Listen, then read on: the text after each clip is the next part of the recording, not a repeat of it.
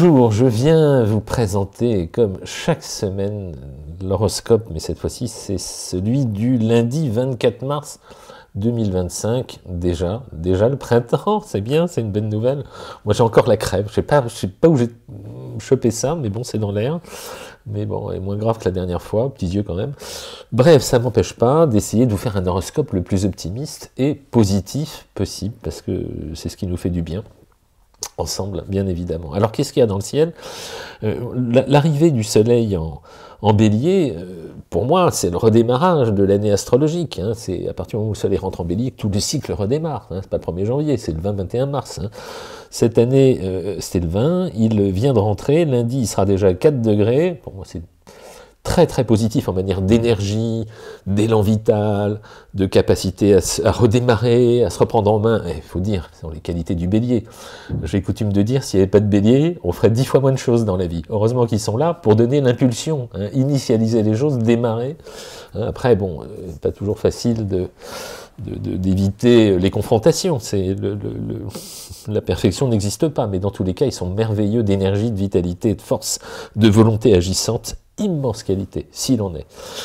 Allez, Soleil Bélier, Mercure Bélier, ils sont conjoints en début de semaine. On le sait, Mercure, il est rétrograde en ce moment, il redescend, là, ils seront pile l'un et l'autre, Soleil Mercure en conjonction, ce lundi 24 mars, et puis c'est très positif en matière de communication, de rapidité d'esprit, de vivacité intellectuelle, pour qui? Soleil et Mercure très proches, vous savez bien que j'en pense. Plus une planète est proche du Soleil, plus elle est influente. Mercure étant la planète de l'intelligence, de la communication, de l'adaptation, de la fluidité relationnelle, de la négociation, j'en passe et des meilleurs, c'est très large spectre, mais Mercure est très riche en matière d'interaction et de fluidifiant. Le fait qu'il soit collé au Soleil apporte un supplément, parce qu'on va faire se juxtaposer le côté volonté, autorité, force de mobilité avec le Soleil. On adjoint Mercure derrière, très bon pour mettre la petite goutte d'huile dans les rouages. Pour qui? Très bon pour mes béliers, bon anniversaire, pour mes lions aussi, pour mes sagittaires, pour vous trois, là c'est la fête, hein. Soleil, Mercure conjoint en bélier, c'est plutôt pas mal.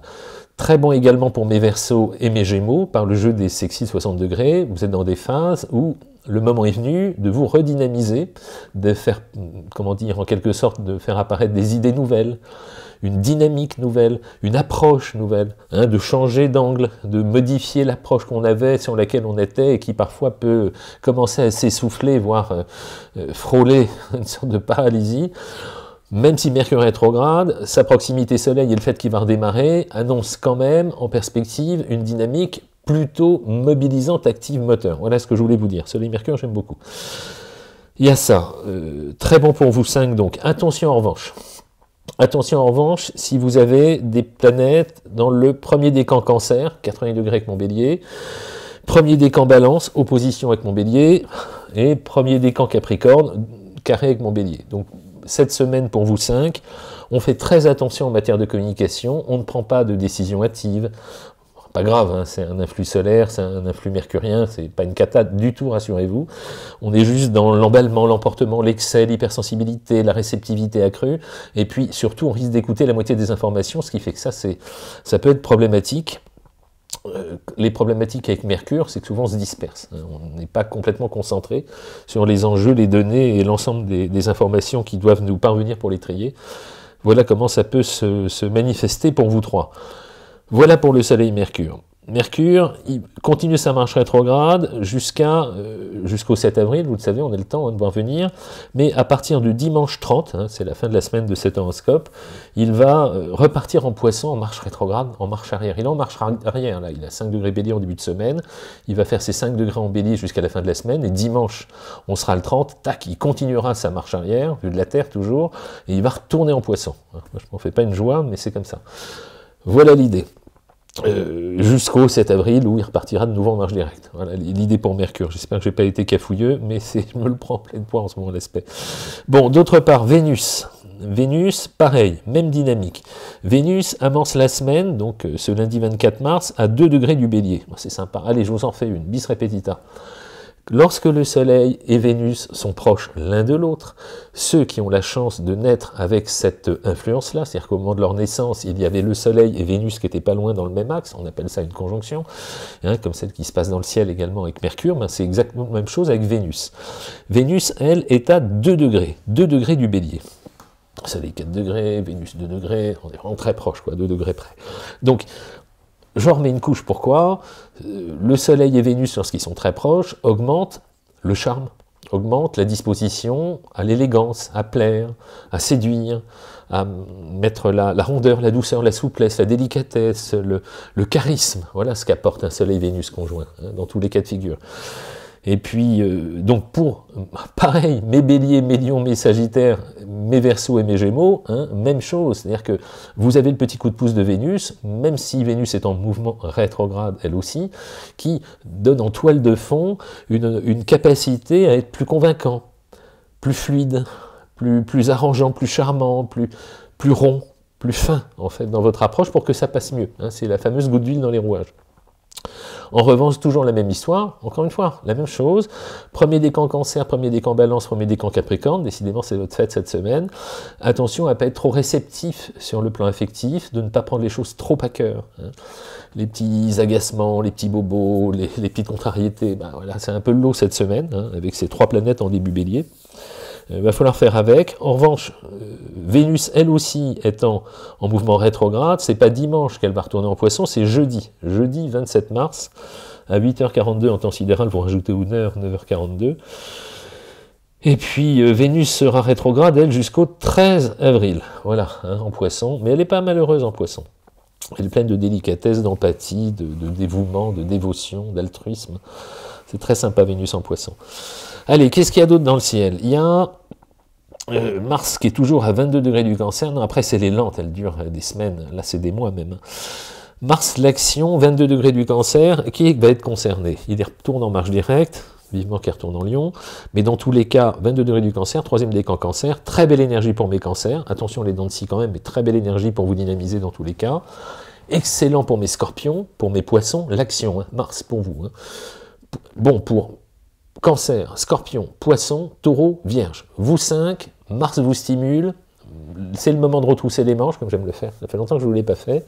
Hein, on se prend en main et on résout tout ce qu'on peut résoudre. C'est une période durant laquelle on peut être plus actif, ou plus précisément, on a un meilleur retour sur l'effort fourni. C'est ça les beaux aspects de Mars, tout simplement. Hein. En revanche, si vous appartenez, on le fait bien tant qu'à faire, je vais essayer d'entrer un peu plus dans le détail, si vous appartenez pour le coup 3e décan Bélier, 3e décan Capricorne, 3e décan Balance, Mars forme avec vous des carrés, une opposition avec le Capricorne, donc l'énergie risque d'être beaucoup plus vécue en dents de scie. Donc pour vous 3e décan Bélier, 3e décan Capricorne, 3e décan Balance, l'énergie, il va falloir me la canaliser, de façon à ne pas démarrer trop vite, de façon à ne pas être dans l'impatience, en évitant de forcer les situations qui nécessitent un peu plus de diplomatie et de patience, voilà, tout simplement, et éviter d'arriver à la rupture, aux frictions, aux tensions, parce que c'est pas vraiment ce type d'aspect qui va vous freiner, donc ayez ça en tête, voilà, c'est dit. Après, j'ai toujours les planètes en Poisson. Les planètes en Poisson, on les connaît, c'est Saturne et à 23 degrés des Poissons, et Neptune à 29 degrés et plein de minutes derrière, des Poissons également. C'est ceux qui... Alors, si comme moi, vous appartenez au 3e décan de la Vierge, au 3e décan du Sagittaire, au 3e décan des Gémeaux, on en a marre de ce Saturne en opposition ou en carré, vivement, qui s'en aille, il partira en mai, je vous ferai tout un roman sur le sujet, vous verrez un sourire d'une oreille à l'autre chez moi, et puis il ira visiter quelqu'un d'autre. Et dans tous les cas, Saturne apporte quand même beaucoup de sagesse à mes Poissons, à mes Scorpions, à mes Cancers, à mes Taureaux, à mes Capricornes, parce que dans cette position-là, il forme avec vous des aspects heureux, tout simplement. Hein. Saturne, le temps, Chronos, prendre le temps de bien faire les choses, prendre du recul, être mesuré dans son impact, voir plus loin que le bout de son nez, c'est ça, la dynamique saturnienne. Et puis, il y a un gros morceau qui arrive en fin de semaine. Bon, je vous ferai peut-être une vidéo dédiée là-dessus. J'ai mal au crâne, je suis désolé. L'aspect en question, c'est Neptune. Neptune, c'est un truc qui fait son tour en 165 ans. C'est un énorme loulou. Hein. Et là, il était en Poisson depuis, de mémoire, un truc comme 12 ou 14 ans, je ne sais plus, mais c'était énorme. Hein. Neptune, dimanche 30, donc le dernier jour de cet horoscope, va quitter les Poissons, où il était depuis plus d'une décennie, pour rentrer en Bélier. Sa première incursion en Bélier depuis 165 ans, quoi, en gros, à peu près, à vue de nez. Et le fait que Neptune, le rêve, l'imagination, le ressenti, le flou artistique, parfois le nébuleux, c'est ça Neptune, hein, qu'il quitte les Poissons où il est naturellement très très bien, hein, pour rentrer dans Bélier, ce signe d'action, je me demande ce que ça peut donner, parce qu'objectivement, ça va être une observation intéressante. Dans tous les cas, il démarre un nouveau cycle de 165 ans, comme tout ce qui démarre en Bélier. Bélier, c'est le nouveau cycle du printemps, et je me demande ce que ça va faire pour nous tous. Hein. Ça va augmenter la sensibilité, dans tous les cas, pour mes signes de feu, plutôt en bien, globalement. Neptune, il n'est pas négatif en soi, il humanise, dit-on, il ouvre, hein. Il accentue la porosité face à tout ce qui nous environne, hein. On est moins foncé bien en tête, on est plus réceptif, donc on prend en compte plus de paramètres, plus d'éléments, peut-être plus d'humains aussi certainement. Les grands gagnants vont être premier décan Bélier, premier décan Lion, hein, premier décan Sagittaire, c'est-à-dire que c'est la fête pour vous, hein. J'ose espérer qu'avec tout ce que je vous annonce, mes signes de feu, vous allez être contents là. Très bon aussi pour mes débuts Gémeaux, très bon pour mes débuts Verseau. En revanche, petite période sensible pour mes premiers décans Capricorne, premier décan Cancer, premier décan Balance. Vous allez me dire, il nous en veut, Jean-Yves, cette semaine, premier décan Cancer, premier décan Balance, premier décan Capricorne, avec tout ce que vous vous tapez qui arrive en premier décan Bélier, là en face ou en carré, mais c'est passager. Allez, on va voir les choses comme ça. Et enfin, j'ai Jupiter 15 degrés des Gémeaux, donc lui il avance tranquillement, jusqu'au 10 juin il est en Gémeaux. Donc, plein milieu du deuxième décan des Gémeaux pour Jupiter, la planète de la chance, apporte quand même plutôt un petit boost en matière de morale pour mes Gémeaux, mes Balances, mes Verseaux, mes Balances, c'est des choses qui sont bonnes quand même. Hein. Également très bon pour mes Béliers, encore une fois, vous êtes les super gâtés mes Béliers. Pour mes Lions aussi, hein. Voilà, c'est l'idée. Je ne vais même pas parler des aspects négatifs de Jupiter, ils sont tellement aléatoires. Et puis enfin, Uranus pour mes signes de terre, Uranus créativité, troisième décan Taureau, nouveauté, changement d'angle, ouverture d'esprit, très bon pour mes troisième décan Taureau, Capricorne, Vierge, Cancer et Poisson. Voilà, encore une fois. Et Pluton 3 degrés Verseau, lui, il poursuit son périple. En ce moment, mes tout débuts Verseau, il y a des virages qui se jouent. Il y a des virages intéressants. Également, tout début, comment on appelle ça, Bélier, c'est pas mal, hein. Pluton, il vous joue bien. Premier décan Balance aussi, avec toutes les horreurs qui vous tombent dessus en opposition en ce moment, les 4 là, il y a quand même l'aspect de Pluton, pour une fois que c'est la planète anxiogène qui vous protège, ce qui vous permet, mes premiers décans Balance, de voir plus loin que le bout de votre nez, de vous projeter sur le long terme, d'avoir, même si c'est un peu dérangeant cette semaine, l'élément déclencheur peut-être qui vous aiderait à voir au-delà. Hein. Parfois il faut un petit élément déclencheur pour vous stimuler, et puis ça peut être ça, voilà, pour l'anecdote. Hein.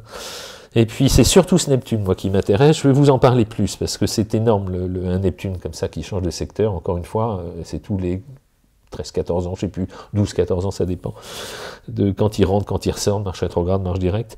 Enfin, ça fait longtemps qu'il n'était pas passé en Bélier, je me demande ce qu'il va faire là. J'ai eu des questions, un petit point technique, moi, je sais que vous aimez bien en général, sur la Lune noire. Quid, c'est quoi la Lune noire ? Ah, on pose des questions.